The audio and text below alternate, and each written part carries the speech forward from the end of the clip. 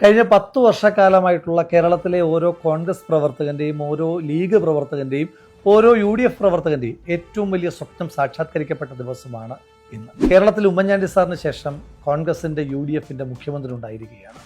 ഒരുപറ്റം മാധ്യമപ്രവർത്തകരും ഇടതുപക്ഷവും BJPയും ചില സമുദായ നേതാക്കന്മാരുമൊക്കെ വനവാസം കൽപ്പിച്ച വടശ്ശേരി ദാമോദരൻ മകൻ സതീശൻ എന്ന ശ്രീ VD സതീശൻ കേരളത്തിന്റെ 13ാമത് മുഖ്യമന്ത്രിയായിരിക്കും. നമ്മൾ തെരഞ്ഞെടുപ്പിന്റെ സമയത്താണ് ഇത്തരത്തിലുള്ള വീഡിയോകളുമായി പരസ്പരം സംബന്ധിച്ചത്. ഇന്നിപ്പോൾ ഈ വീഡിയോ ചെയ്യാനുള്ള പ്രധാനപ്പെട്ട കാരണം, ഞാൻ ഡൽഹിയിൽ നിന്നുള്ള KC വേണുഗോപാലിന്റെ ഒരു പത്രസമ്മേളനം കണ്ടു. ആ പത്രസമ്മേളനത്തിൽ ആവർത്തിച്ചുള്ള കുത്തിത്തിരിപ്പ് ചോദ്യങ്ങൾക്ക് അദ്ദേഹം മനോഹരമായി മറുപടി പറഞ്ഞു. അദ്ദേഹം പറഞ്ഞു, ശ്രീ VD സതീശൻ എൻ്റെ പൂർണ്ണമായ പിന്തുണയുണ്ട്, ഹൈക്കമാൻഡ് എടുത്ത തീരുമാനം നടപ്പിലാക്കുക എന്നുള്ളതാണ് എൻ്റെ ഏറ്റവും പ്രധാനപ്പെട്ട ഉത്തരവാദിത്വം. ഇത് പറഞ്ഞു തീരുന്നതിന് മുമ്പ് ഒരു മാധ്യമപ്രവർത്തകൻ കുത്തിത്തിരിപ്പ് ചോദ്യം ചോദിച്ചു, അല്ല KC, നിയമസഭാ കക്ഷിയിൽ അങ്ങേക്കായിരുന്നില്ല ഭൂരിപക്ഷം, എന്നിട്ടും ഇതൊരു സ്വാഭാവികമായ നീതിയുടെ ലംഘനമല്ലേ നടന്നിരിക്കുന്നത്? KC ഇത് കേട്ടിട്ട് ചിരിച്ചിട്ടങ്ങ് നടന്നുപോയി. എൻ്റെ മനസ്സിൽ തോന്നിയ ചോദ്യം മെമ്പർ താഹിറിന്റെ ചോദ്യമാണ്, ഞാൻ ആവർത്തിക്കുന്നില്ല. എങ്കിലും മറ്റൊരു ചോദ്യം ചോദിക്കാം. ഇതേ KCയെ തന്നെ മുഖ്യമന്ത്രിയാക്കുന്നു എന്ന വാർത്ത വന്നപ്പോൾ ഹൈക്കമാൻഡ് നൂലിൽ കെട്ടി ഇറക്കാൻ ശ്രമിക്കുന്നു എന്ന വാർത്ത കൊടുത്ത ആളുകൾക്ക് ഇപ്പോൾ നീതി നിഷേധമെന്ന് പറയാൻ ചില്ലറ ഉടുപ്പൊന്നും പോരാ. ഇനി എനിക്ക് പറയാനായിട്ടുള്ളത് ലീഗിന്റെയും കോൺഗ്രസിന്റെയും പ്രവർത്തകന്മാരോടാണ്. ചില മാധ്യമപ്രവർത്തകരുടെ പ്രധാനപ്പെട്ട പണിയെന്ന് പറയുന്നത് കുത്തിത്തിരിപ്പാണ്. അതിന് നമ്മുടെ നേതാക്കന്മാർ പലപ്പോഴും നിന്നു കൊടുക്കാറുണ്ട്. നിന്നു കൊടുക്കാതിരിക്കേണ്ട ബാധ്യത നമ്മൾ പ്രവർത്തകർക്കുണ്ട്. കഴിഞ്ഞ 10 ദിവസമായിട്ട് എന്താ കേരളത്തിൽ നടക്കുന്നത്? മുഖ്യമന്ത്രിയുമായി ബന്ധപ്പെട്ട ചർച്ചകളുടെ ഭാഗമായി ചില പ്രവർത്തകർ എന്നെയും വിളിച്ചു ചോദിച്ചു, എന്താ നിങ്ങളുടെ അഭിപ്രായം? ഞാനൊരു അഭിപ്രായം പറഞ്ഞില്ല. കാരണം എൻ്റെ അഭിപ്രായത്തിൻ്റെ പേരിൽ ആരെങ്കിലും തമ്മിൽ തർക്കമുണ്ടാകാൻ ഞാൻ ആഗ്രഹിക്കുന്നില്ല. മാത്രമല്ല, എൻ്റെ അഭിപ്രായത്തിന് ഏതെങ്കിലും തരത്തിലുള്ള പ്രസക്തി ഉണ്ട് എന്ന് ഞാൻ വിചാരിക്കുന്നില്ല. അഭിപ്രായങ്ങൾ പാർട്ടിയിൽ ഉണ്ട് എങ്കിൽ ആ ഫോറത്തിലാണ് പറയേണ്ടതെന്നാണ് എൻ്റെ വിശ്വാസവും. ഈ 3 നേതാക്കന്മാരിൽ 3 പേരും മുഖ്യമന്ത്രിയാകാൻ യോഗ്യരല്ലേ?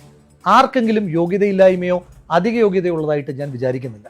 അതിൻ്റെ പേരിൽ എന്തെല്ലാം കാണാൻ പാടില്ലാത്ത കാഴ്ചകൾ നമ്മൾ കണ്ടു. ഉമ്മൻചാണ്ടി സാറിൻ്റെയും KC വേണുഗോപാലിൻ്റെ പടമുള്ള ഫ്ലക്സ് ബോർഡ് കത്തിക്കുക. ഉമ്മൻചാണ്ടി സാറ് കത്തുന്നത് കാണുന്നത് ഇത് കോൺഗ്രസ്സുകാരനാ? VD സതീശൻ്റെ പടമുള്ള ഫ്ലക്സിൽ അദ്ദേഹത്തിൻ്റെ മുഖത്ത് തുപ്പുക.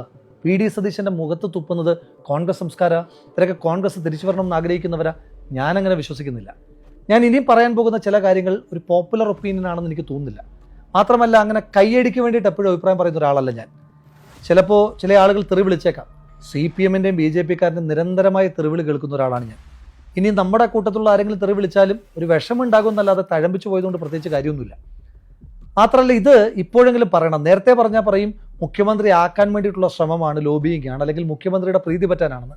ഇന്ന് പറഞ്ഞാൽ അങ്ങനെയൊന്നും ഉണ്ടാകില്ല എന്നുള്ള ബോധ്യമുള്ളതുകൊണ്ടാണ് പറയുന്നത്. മാത്രമല്ല, ഇത് പറയുന്ന ഏറ്റവും യോഗ്യം ഞാനാണ്. കഴിഞ്ഞ 10 വർഷത്തിനിടയിൽ പിണറായി വിജയൻ സർക്കാരിനെതിരെ സമരം ചെയ്തതിൻ്റെ പേരിൽ ഏറ്റവും അധികം തവണ ജയിലിലടച്ചത് തന്നെയാണ്. ഞാൻ ജീവിതത്തിൽ, സത്യസന്ധമായി പറയുന്നു, ജീവിതത്തിൽ ചെയ്തിട്ടില്ലാത്ത തെറ്റിൻ്റെ പേരിൽ കള്ളക്കേസ് എടുത്ത് എന്നെയും എൻ്റെ കുടുംബത്തെയും അപമാനിച്ച് വളഞ്ഞിട്ട് എന്നെ ജയിലിലടച്ചൊരു സർക്കാർ, ആ സർക്കാരിനെതിരെ പ്രതികരിച്ച ഒരാളാണ് ഞാൻ. അതുകൊണ്ട് കറകളഞ്ഞ കോൺഗ്രസ്സുകാരൻ തന്നെയാണ് ഞാൻ. എനിക്ക് അഭിപ്രായം പറയാൻ ഒരു മടിയുമില്ല. ശ്രീ KC വേണുഗോപാൽ ഇത്രയേറെ അധിക്ഷേപിക്കപ്പെടുവാൻ, ഇത്രയേറെ അപമാനിക്കപ്പെടുവാൻ, അപഹസിക്കപ്പെടുവാൻ, ശപിക്കപ്പെടുവാൻ എന്താണ് അദ്ദേഹം ചെയ്ത തെറ്റ്? അദ്ദേഹം പൊതുവിടത്തിലേക്ക് വന്ന ഏതെങ്കിലും നേതാക്കന്മാരെ അപമാനിച്ചു? അദ്ദേഹം മുഖ്യമന്ത്രിയാകാൻ ആഗ്രഹിച്ചിട്ടുണ്ടാകാം, VD ആഗ്രഹിച്ചിട്ടുണ്ടാകാം, RC ആഗ്രഹിച്ചിട്ടുണ്ടാകാം. എന്താ തെറ്റ്? VD സതീശനും രമേശ് ചെന്നിത്തലയും KC വേണുഗോപാലും മുഖ്യമന്ത്രിയാകാൻ ആഗ്രഹിച്ചിട്ടുണ്ടെങ്കിലും അതിനുവേണ്ടി ശ്രമിച്ചിട്ടുണ്ടെങ്കിലും ഒരു തെറ്റുമില്ല. നമുക്ക് ഓരോരുത്തർക്കും നമ്മുടെ ഇഷ്ടമനുസരിച്ച് VD മുഖ്യമന്ത്രിയാകട്ടെ എന്നോ, RC മുഖ്യമന്ത്രിയാകട്ടെ എന്നോ, KC മുഖ്യമന്ത്രിയാകട്ടെ എന്നോ എന്ന് പറയാം. പക്ഷെ അതിൻ്റെ പേരിൽ നേതാക്കന്മാരെ അധിക്ഷേപിക്കുന്നത് ഒട്ടും നല്ല പ്രവണതയല്ല. ശ്രീ രാഹുൽ ഗാന്ധിയെ ആക്ഷേപിച്ചു, പ്രിയങ്ക ഗാന്ധിയെ തോൽപ്പിക്കുമെന്ന് പറഞ്ഞു, ആശുപത്രിയിൽ കിടക്കുന്ന സോണിയാഗാന്ധിക്ക് നേരെ വരെ അപമാന പ്രചരണങ്ങളുണ്ടായി, മല്ലികാർജ്ജുന ഖാർഗെ നിരന്തരമായി വേട്ടയാടി. ഇതൊക്കെ എന്തിനു വേണ്ടിയിട്ടാണ്? ഇതൊക്കെ എന്ത് തരം UDF സംസ്കാരമാണ്? എന്ത് തരം കോൺഗ്രസ് സംസ്കാരമാണ്? ശ്രീ KC വേണുഗോപാൽ കുറേ ആളുകൾ പറയുന്നത് കേട്ടു പെട്ടിതൂക്കിയാണെന്ന്. എന്ത് പെട്ടിതൂക്കി? കണ്ണൂരിൽ പയ്യന്നൂർ പോലൊരു പാർട്ടി ഗ്രാമത്തിൽ KSUവിൻ്റെ സംഘടനാ പ്രവർത്തകനായി കടന്നു വന്ന് SFIക്കാരൻ്റെ തല്ലുകൊണ്ട് ജയിലിൽ കിടന്ന് KSU പ്രസിഡന്റായി, യൂത്ത് കോൺഗ്രസ് പ്രസിഡന്റായി, ഒരു കോൺഗ്രസ്സുകാരന് ജയിക്കാൻ പ്രയാസമുള്ള ആലപ്പുഴയിൽ നിന്ന് MLA ആയ ആളാണ്.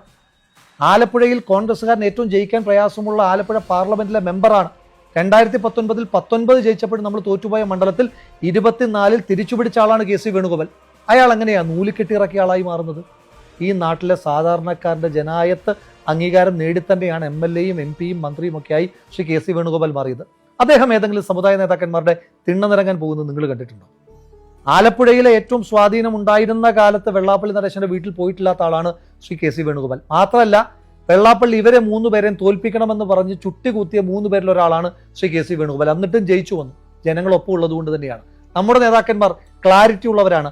സമുദായ നേതാക്കന്മാരെ കേൾക്കും എന്ന് കരുതി അവരുടെ ആരുടെയും തിണ്ണനിറങ്ങാൻ നമ്മുടെ ഒരു നേതാവും പോകാറില്ല. അത് രമേശ് ചെന്നിത്തലയും പോകാറില്ല, PD സതീശനും പോകാറില്ല, കെ സി വേണുഗോപാലും പോകാറില്ല. ഈ രാജ്യത്ത് കെ സി വേണുഗോപാൽ രാജ്യത്തെ കോൺഗ്രസിന്റെ മുഖ്യധാരയിലേക്ക് വരുന്നത് 2019 ശേഷമാണ്. അതായത് കോൺഗ്രസ് തോറ്റു തുന്നം പാടി രാജ്യത്തെ പ്രധാനപ്പെട്ട നേതാക്കന്മാരെല്ലാം കോൺഗ്രസ് പാർട്ടി ഉപേക്ഷിച്ചു പോയി അവരുടെ സുഖങ്ങളും സൗകര്യങ്ങളും അധികാരവും തേടിപ്പോയപ്പോൾ രാഹുൽ ഗാന്ധിയുടെ തോളോട് തോൾ ചേർന്ന് നിന്ന ആളാണ്. പിന്നെയും തെരഞ്ഞെടുപ്പുകൾ ജയിച്ചിട്ടുണ്ട്. അപ്പോഴൊന്നും കെ സി നമ്മൾ ഓർത്തിട്ടില്ല. ഏതെങ്കിലും ഒരു പാല് സൊസൈറ്റിയിൽ തോറ്റാൽ പോലും നമ്മൾ പറയും കെ സി ആണ് ഉത്തരവാദി.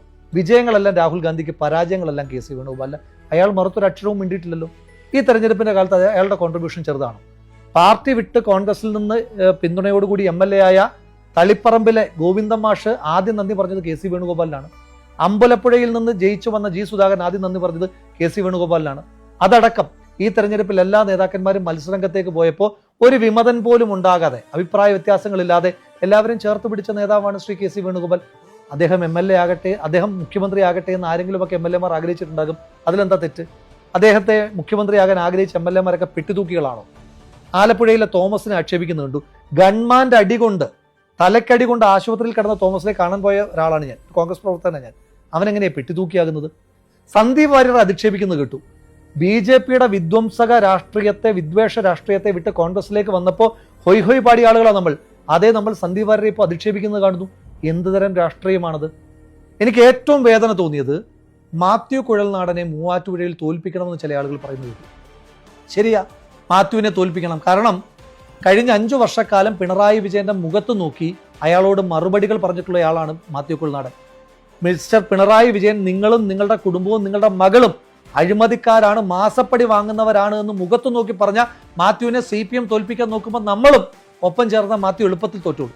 പിന്നൊന്ന് ഷാഫി പറമ്പിലിനെ വടകരയിൽ കാലുകുത്തിക്കാൻ സമ്മതിക്കില്ല. ശരിയാ, അവിടുത്തെ CPMകാരും BJPക്കാരും SDPIക്കാരും ഒക്കെ ആഗ്രഹിക്കുന്നുണ്ട് ഷാഫി പറമ്പിലിനെ കാലുകുത്തിക്കരുന്ന്.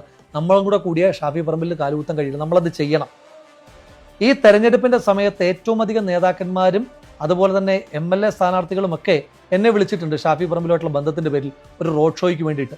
അപ്പോൾ തെരഞ്ഞെടുപ്പിന്റെ സമയത്ത് കാലാവസ്ഥ നോക്കാതെ, വെയിലാണോ മഴയാണോ നോക്കാതെ, രാവാണോ പകലാണോ എന്ന് നോക്കാതെ ആളെ കൂട്ടാനും തെരഞ്ഞെടുപ്പിൽ വിജയിപ്പിക്കാനും ഷാഫി പറമ്പിൽ വേണമായിരുന്നു. പെട്ടെന്ന് നമുക്ക് ഉറപ്പില്ലാത്ത, അദ്ദേഹം പറഞ്ഞിട്ടുണ്ടോ ഇല്ലയോ നമുക്ക് പോലും അറിയാത്തൊരു വിഷയത്തിൽ അദ്ദേഹം അൺപോപ്പുലർ ആകണം, അദ്ദേഹത്തിനെതിരെ വെറുപ്പ് നമ്മൾ പടർത്തണം, അദ്ദേഹത്തെ ഇല്ലായ്മ ചെയ്യണം. CPMകാരും പറഞ്ഞിട്ടില്ലാത്ത അധിക്ഷേപം വരെ നമ്മൾ പറയണം. നല്ല രീതിയാണ്. ലിജുവിനെ ആക്ഷേപിക്കുന്നുണ്ട്. ലിജു ചേട്ടൻ്റെ കായംകുളത്ത് വെച്ചിട്ടുള്ള കണ്ണീരോട് കൂടിയിട്ടുള്ള പ്രസംഗം കണ്ടിട്ട് കരച്ചിൽ വന്ന ഒരാളാണ് ഞാനങ്ങനെ വലിയ ലിജു ഫാനോ അദ്ദേഹത്തിൻ്റെ സപ്പോർട്ടറോ ഒന്നും ആയിരുന്നില്ല. പക്ഷേ ലിജു ചേട്ടൻ ഈ തെരഞ്ഞെടുപ്പിൽ ജയിക്കണമെന്ന് ആത്മാർത്ഥമായി ആഗ്രഹിച്ച ഒരാളാണ് ഞാൻ. കാരണം ഹി ഡിസേർവ്സ് ദാറ്റ്. ആ ലിജു ചേട്ടനെ ഇപ്പോൾ നമ്മൾ തോൽപ്പിക്കണം എന്നാണ് പറയുന്നത്. അങ്ങനെ കുറേ ആളുകളെ തോൽപ്പിക്കണം. ശരി, എല്ലാവരും തോൽപ്പിക്കാം. സന്ദീപ് വാര്യർ തൊട്ട് തിരുവനന്തപുരത്ത് ഇപ്പോൾ ജയിച്ച സുധീർ ഷാ പാലോടിനെ വരെ നമുക്ക് തോൽപ്പിക്കാം. എന്നിട്ട് CPMനും BJPക്ക് എളുപ്പമാർഗ്ഗം ഉണ്ടാക്കി കൊടുക്കാം. പ്രിയപ്പെട്ട കോൺഗ്രസിൻ്റെ നേതാക്കന്മാരെ, കോൺഗ്രസിൻ്റെ പ്രവർത്തകരെ, ലീഗിൻ്റെ പ്രവർത്തകരെ, പാർട്ടിയിൽ നിന്ന് പുറത്താക്കിയ ഒരാളാണ് ഞാൻ, പുറത്താക്കപ്പെട്ട ഒരാളാണ് ഞാൻ ചെയ്തിട്ടില്ലാത്ത തെറ്റിൻ്റെ പേരിലാണ് പുറത്താക്കപ്പെട്ടതെന്ന് എനിക്ക് നല്ല ബോധ്യമുണ്ടായിട്ടും, എന്നെ പാർട്ടി കേട്ടിട്ടില്ല എന്നറിഞ്ഞിട്ടും, എന്നോട് നീതിയല്ല കാണിച്ചതെന്ന് ബോധ്യമുണ്ടായിട്ടും, തെരഞ്ഞെടുപ്പിൻ്റെ സമയത്ത് പോലും ഒരു മൗനം കൊണ്ട് പോലും, ഒറ്റ വരി കൊണ്ട് പോലും അസ്വസ്ഥത രേഖപ്പെടുത്താതെ ഈ പാർട്ടിക്കാരനായിട്ട് നിൽക്കുന്ന ഒരാളാണ് ഞാൻ.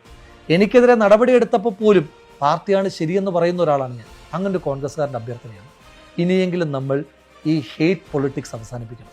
നമ്മൾക്ക് ഇഷ്ടമുള്ളൊരു നേതാവിന് വേണ്ടിയിട്ട് മറ്റ് നേതാക്കന്മാരെ ആക്ഷേപിക്കുന്ന CPMകാരും BJPക്കാരും പോലും പറയാനറയ്ക്കുന്ന വാക്കുകൾ പറയുന്ന ആ പ്രവണതയ്ക്ക് നമുക്ക് അവസാനമുണ്ടാക്കണം. കാരണം ഈ നേതാക്കന്മാരെ നാളെ തെരഞ്ഞെടുപ്പിൽ മത്സരിക്കാൻ വരുമ്പോൾ തോളിലേറ്റി നടത്തേണ്ടത് നമ്മളാണ്. അന്ന് നമ്മൾ പറഞ്ഞ കാര്യങ്ങൾ മാത്രം CPMകാർ തിരിച്ചു പറഞ്ഞാൽ അവരുടെ ജോലി എളുപ്പമാകും. അതുകൊണ്ട് നമ്മൾ 10 വർഷമായി കാത്തിരുന്നൊരു സർക്കാർ അധികാരത്തിൽ വന്നിരിക്കുകയാണ്. തെരുവിൽ സമരം ചെയ്ത ആളുകളാണ് നമ്മൾ, അടികൊണ്ട ആളുകളാണ് ഞങ്ങൾ.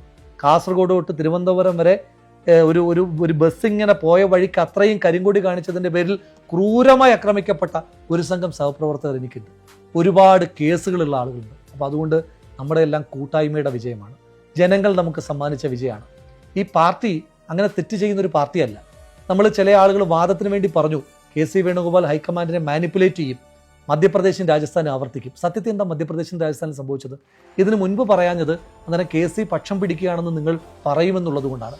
രാജസ്ഥാനിൽ സത്യത്തിൽ ഹൈക്കമാൻഡിന് താല്പര്യം സച്ചിൻ പൈലറ്റിനെ മുഖ്യമന്ത്രിയാക്കുക എന്നുള്ളതായിരുന്നു. പക്ഷേ രാജസ്ഥാനിലെ മഹാഭൂരിപക്ഷം ആളുകളും അവിടുത്തെ MLA-മാരും പറഞ്ഞു അല്ല, അശോക് ഗെഹ്ലോട്ടാണ് ശരിയെന്ന്. പാർട്ടി അതിനോടൊപ്പം നിന്നു. അതായിരുന്നു സത്യം. കാരണം സച്ചിൻ പൈലറ്റ് പാർട്ടി വിടുന്നതിനെ പറ്റി ആലോചിച്ചു. അധികാരമില്ലാത്തപ്പോഴും അശോക് ഗെഹ്ലോട്ട് കറകളഞ്ഞ കോൺഗ്രസ്സുകാരനായി തുടരുന്നു. മധ്യപ്രദേശിൽ ഹൈക്കമാൻഡിന് താല്പര്യം ജ്യോതിരാദിത്യ സിന്ധ്യ ആയിരുന്നു മുഖ്യമന്ത്രിയാകണം എന്നായിരുന്നു. പക്ഷെ അവിടുത്തെ MLA-മാരും പാർട്ടി പ്രവർത്തകരും പറഞ്ഞു അല്ല, കമൽനാഥ് ആകണം. അവരായിരുന്നു ശരി. കാരണം അധികാരം കിട്ടാത്തപ്പോൾ ജ്യോതിരാദിത്യ സിന്ധ്യ ഇപ്പോൾ പാർട്ടി വിട്ട് BJP-യിൽ പോയി ഹേറ്റ് പൊളിറ്റിക്സ് പറയുകയാണ്. പാർട്ടി വിട്ട് അധികാരം കിട്ടിയില്ലെങ്കിൽ പാർട്ടി വിട്ട് പോകുന്നവന്മാരെ ഏതെങ്കിലും ഒരു സ്ഥാനം ഏൽപ്പിക്കാത്തതിന്റെ പേരിൽ ഒരു സ്റ്റേറ്റ് പോയിട്ടുണ്ടെങ്കിൽ പോകട്ടേന്നേ, തോറ്റു തുന്നം പാടിയാലും ഈ പാർട്ടി എന്ന് പറഞ്ഞ് ഉറച്ചു നിൽക്കുന്ന കുറെ മനുഷ്യന്മാരില്ലേ, അവരുടേതാണ് ഈ പാർട്ടി. കേരളത്തിലും ഹൈക്കമാൻഡ് ഏറ്റവും യുക്തമായ തീരുമാനമെടുത്തു. ഒരാളും സ്വാധീനിക്കാൻ പോയില്ല. കേരളത്തിലെ പോപ്പുലർ ഡിമാൻഡായി വന്ന ശ്രീ VD സതീശൻ മുഖ്യമന്ത്രിയാകുക എന്ന ഡിമാൻഡ് ഹൈക്കമാൻഡ് കൈക്കൊള്ളുമ്പോൾ ആ ഹൈക്കമാൻഡിന്റെ പാർട്ടി KC വേണുഗോപാൽ ഉണ്ട്. ആ KC വേണുഗോപാൽ രണ്ട് കൈയും നീട്ടിയ തീരുമാനത്തെ സ്വീകരിച്ചു. രമേശ് ചെന്നിത്തല VD സതീശനോടൊപ്പം പരിഗണിക്കപ്പെട്ട ആളാണ്. VD സതീശൻ പറയുന്നത് പോലെ അദ്ദേഹത്തിന്റെ നേതാവായിരുന്ന ആളാണ്. ആ രമേശ് ചെന്നിത്തലയാണ് VD സതീശന് പിന്തുണയുമായിട്ടുള്ള കത്ത് കൊടുക്കുന്നത് ബഹുമാനപ്പെട്ട ഗവർണർക്ക്. ഇതാണ് കോൺഗ്രസ് നേതൃത്വത്തിന്റെ ഒരു സൗന്ദര്യം, ബ്യൂട്ടി ഓഫ് അവർ ലീഡർഷിപ്പ്. അതുകൊണ്ട് ആ ട്രൂ സ്പിരിറ്റ് നമ്മളും ഉൾക്കൊള്ളണം. വീണ്ടും അഭ്യർത്ഥിക്കുന്നു, പാർട്ടിയിൽ നിന്ന് പുറത്താക്കപ്പെട്ട ഒരു പാർട്ടിക്കാരൻ്റെ അഭ്യർത്ഥനയാണ്. നമ്മൾ കാത്തിരുന്ന വിജയമാണ്. ഇനിയെങ്കിലും നമുക്കിത് ആഘോഷിച്ചു തുടങ്ങണം. നമസ്കാരം.